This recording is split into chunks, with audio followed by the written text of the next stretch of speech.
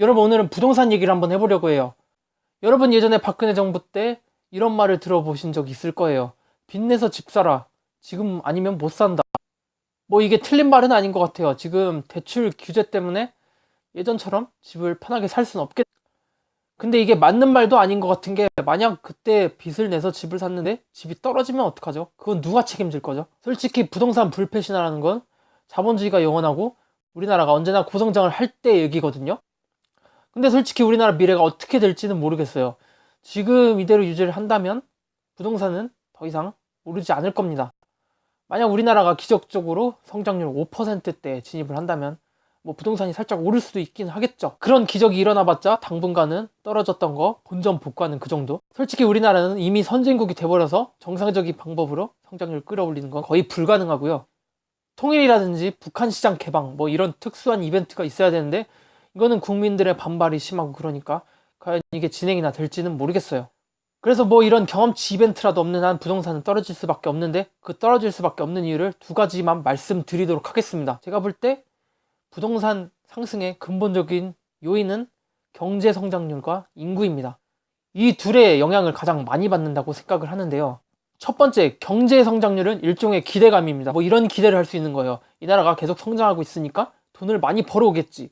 돈을 많이 벌어오면 국민들의 지갑이 두툼해지겠지. 그렇게 된다면 내 집을 더 비싸게 주고 살 사람이 생기겠지. 뭐 이런 장밋빛 전망 같은 걸 하고 있는 건데, 이건 다 국가 성장, 경제 성장이 전제되어야만 가능한 일입니다. 국가 성장이 마이너스를 기록하면 진짜 단순한 말로 국가가 버는 돈이 줄었다는 거예요. 국민들의 주머니가 줄기 시작하는데 부동산이 오를 수가 있을까요? 부동산은 항상 경제 성장률을 전제하는 경향이 있습니다. 어떤 분이 이런 말을 하실 수가 있어요. 중국이나 일본 다 경제 성장률이 떨어지는 시점에서 부동산이 오르기 시작했다. 중국도 10% 성장을 마감한 이후부터 본격적으로 오르기 시작했고, 일본도 마찬가지죠. 70년대에 고도 성장을 이뤄낸 이후에 경제 성장률이 서서히 떨어지기 시작한 시점에 부동산이 오르기 시작했었죠. 그래도 부동산 상승은 경제 성장률을 전제하는 거 맞습니다. 부동산은 무겁습니다. 그래서 나라가 5% 성장을 했다고 해서 바로 5% 따라가기에는 너무 움직임이 두네요. 그래서 일본도 그렇고 중국도 그렇고 갑자기 부동산이 폭등했던 그런 시절을 보면 여태까지 누적됐던 경제 성장률, 그러니까 만약 5%씩 10년을 성장을 했다고 치면, 저는 수학이 약하니까 복리 같은 거 계산 안 하고 단순하게 50%라고 계산을 하겠습니다. 10년 뒤에 5% 성장대를 마치고 2%로 떨어지기 시작한 그 시점에 아직 부동산은 나라의 성장을 따라가지 못했죠. 그래서 한 2, 3년 동안 급격히 오르는 현상이 발생을 하는 겁니다. 이게 왜 그런지는 모르겠는데, 국가들은 항상 고도 성장을 할 때는 돈 쓸 여유도 없이 일만 해요. 그러다가 성장률이 슬슬 떨어질 때쯤이면 그때부터 모아놓은 돈을 쓸 곳을 찾기 시작합니다. 그게 보통 부동산이었던 거고요. 그러나 우리는 자본주의의 세상에서 살고 있죠. 자본주의 원리 중에서 우리가 몰라서는 안 되는 것 중에 하나가 물건을 사놓고 못 팔면 망한다는 겁니다. 이런 예를 들어볼게요. 우리나라가 빈곤 국가였어요. 그래서 한 명당 1,000만 원의 재산이 있었습니다.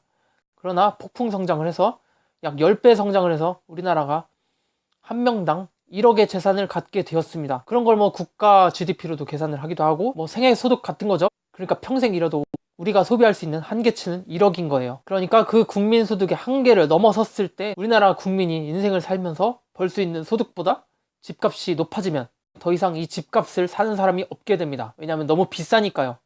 그러니까 국민들이 평생 일해도 이 돈을 갚지 못할 거라는 불신이 생기는 거죠. 시민들은 이렇게 생각할지도 모르겠어요. 올려서 팔지. 근데 이거는 경제를 잘 알고 있는 소수의 기득권이라든지 엘리트 층들에 의해서 어차피 이 가격이면 더 이상 팔지 못하겠다, 이건 고점이다, 이렇게 생각하는 세력에 의해서 가격은 결국 붕괴되게 돼 있습니다. 그리고 아마 국민들도 감이 딱 올 거예요. 이건 절대 못 산다 하는 그런 가격대가 있거든요.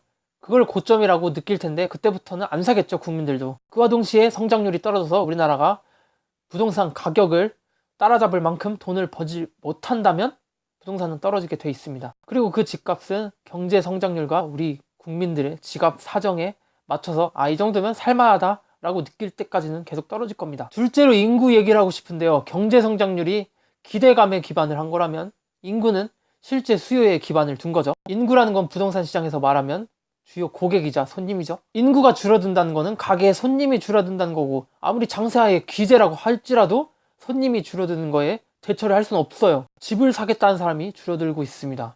집을 살 의지가 없는 게 아니라 아예 살 사람 자체가 줄어요. 집을 살 의지나 능력이 없다면 만들거나 대출로 포장을 하면 좋겠지만 아예 사람이 줄어드는 건 어떻게 해결을 할 수가 없어요. 어떤 부자가 나는 집을 많이 모아놔야지, 피규어처럼 모아야지 해가지고 집을 엄청나게 사놨어요.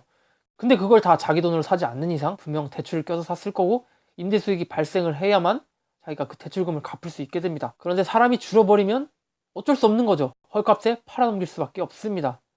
안 그러면 이자만 쌓이니까. 공교롭게도 부동산과 인구는 같은 길을 걸어왔습니다. 뭐 부동산이 실패했다고 느꼈던 시점이 간혹 있었어요. 뭐 노무현 정부 때 엄청난 부동산 상승 이후 일시적으로 떨어졌던 적이 있었죠. 그때 부동산은 일시적으로 실패했다고 느꼈겠지만 결국 부동산은 다시 엄청나게 상승하기 시작했죠. 그걸 보고 국민들이 부동산은 불패신하다 이렇게 착각을 하시는데 여기서 잊지 말아야 될 거는 인구도 항상 4천만, 5천만 이렇게 늘어왔다는 겁니다. 우리가 금융위기를 겪는 동안에도 인구는 꾸준히 늘고 있었어요. 그러니까 부동산은 자기가 잘나서 오른 게 아니라 인구라는 버스를 타고 오른 거죠. 일본도 인구가 줄어들기 시작하면서 부동산이 하락세를 겪기 시작했습니다. 제가 용어를 확실히 해야 될 것 같습니다. 인구라는 게 단순 총 인구를 말하는 게 아니라 생산 인구를 말하는 거예요. 어쨌든 일본도 생산 인구가 줄어들기 시작하면서 부동산도 하락세를 걸었습니다. 만약 부동산이 불패 신화라는 걸 증명하고 싶으면 우리나라 노동인구가 줄어드는 그런 상황에서도 부동산이 올라야 됩니다. 근데 그건 정말 말도 안 된다고 보고 불가능하다고 봐요. 그래서 전 세계 부동산이 결국은 오른다, 불패 신화다 이렇게 말할 수밖에 없는 이유가 인구는 계속 늘었거든요. 20억, 30억, 50억, 70억 이렇게 늘고만 있었습니다. 그래서 인구가 줄어드는 미래는 우리가 아직 겪어보지 못한 미래라서 어떻게 될지는 모르겠지만 몇몇 사례를 보면 부동산에 인구는 큰 타격이 된다는 걸 알 수 있습니다. 인구가 줄어드는데 부동산이 오르는 경우, 그런 경우는 공산주의를 포기하고 갑자기 자본주의로 회귀하거나 그런 특수한 이벤트가 발생했을 때만이에요. 사실 우리나라 부동산이 문정부 이후 갑자기 오르기 시작한 게 대기업 위주의 경제정책에서 점점 서민들 위주의 경제정책으로 바뀌기 시작하면서 서민들의 주머니에 돈이 들어가기 시작했어요. 그러면서 그 돈이 투자처를 찾게 되다가 발견한 곳이 부동산인 거고요. 그리고 일시적인 현상입니다. 국민들이 서로 비싸게 주고 팔면서 억지로 만든 가격이니 국가 성장률이 전제되지 않으면 아무도 그 가격을 감당해낼 사람이 없어서 결국 붕괴하고 말겠죠. 제 생각에는 우리나라 정부가 굉장히 잘하고 있어서 그 버블 붕괴 같은 그런 최악의 시나리오를 겪지 않고 차차 연착륙을 시키고 있는 걸로 생각을 하는데 이거 굉장히 잘하고 있다고 생각합니다. 버블이 사회에 미치는 파장이 엄청나거든요. 그러나 버블은 우리가 통제할 수 있는 건 아닙니다. 우리가 아무리 통제하려고 해도 갑자기 터질 수 있는 가능성에도 여러분이 대비를 해야 돼요. 만약 여러분 집이 자가이고 빛이 하나도 없다면 버블 시기에도 어떻게든 버틸 수 있습니다. 여러분의 집이 빚덩이로 가득한 집이라면 여러분 굉장히 위험할 수 있습니다.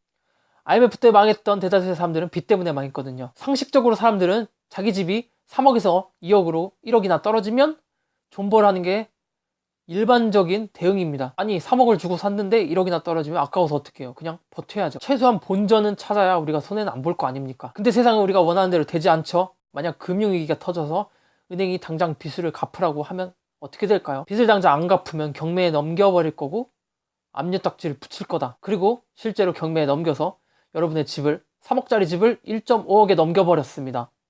그럼 나머지 1.5억은 어떻게 되는 거죠? 이건 우리가 평생 일해서 고스란히 갚아야 되는 돈입니다. 집을 3억 주고 샀다가 1.5억에 강제로 팔리게 되고 그리고 나머지 1.5억은 빚이 되는 리스크. 부동산은 안전자산이 맞습니다. 근데 그 안전자산이라는 말은 빚이 없을 때만 성립되는 말입니다. 빚이 있는 순간 부동산도 더 이상 안전자산이 아니게 돼요. 갑자기 후고거든요. 신호 같은 거 안 줍니다. 우리가 대응을 하려고 하면 그땐 이미 늦은 거예요. 정리합니다. 부동산은 두 가지가 전제되어야지 오른다고 생각을 합니다. 하나는 경제 성장률, 그리고 하나는 인구, 생산 인구입니다. 부동산은 더 이상 안전자산이 아닙니다. 버블은 한순간에 후고 올 수 있고 그때가 되면 이미 늦습니다. 그리고 제 생각만 말씀드리면 부동산은 아직 더 떨어져야 되는 게 맞습니다. 뭐 떨어진다기보다는 제 값과 제 자리를 찾는 거겠죠. 부동산이 비쌌다면 떨어질 거고 부동산이 쌌다면 다시 올라가겠죠. 제 자리를 찾기 위해서요. 그러니까 저는 부동산이 제 값을 찾으려고 알아서 떨어질 거라고 생각을 합니다. 그리고 저는 우리나라 정부를 믿는데 공시지가라든지 보유세 인상 이런 거 굉장히 잘하고 있어요. 대출 규제도 그렇고 자유민주주의에서 상품을 자유롭게 거래할 자유 이런 걸 뺏는다? 이런 거는 땡깡 부리는 거라고밖에 생각이 안 들어요. 경제 대공황이 와도 그렇게 땡깡 부릴 건가요? 우리들은 개인이기 전에 이 국가에 살고 있는 한 시민입니다. 우리 개인의 자유도 중요하지만 이게 대다수에게 피해를 끼친다면 이거는 규제를 하고 막아야 되는 게 맞다고 봐요. 우리나라 정부 잘할 거고 최대한 연착륙 시켜서 서민들에게 피해 가지 않게 할 겁니다. 그리고 투기나 담합으로 부동산 올려온 사람들 이제 천벌받을 때가 된 거죠. 개인의 이기심을 자유민주주의로 포장하지 않았으면 좋겠습니다.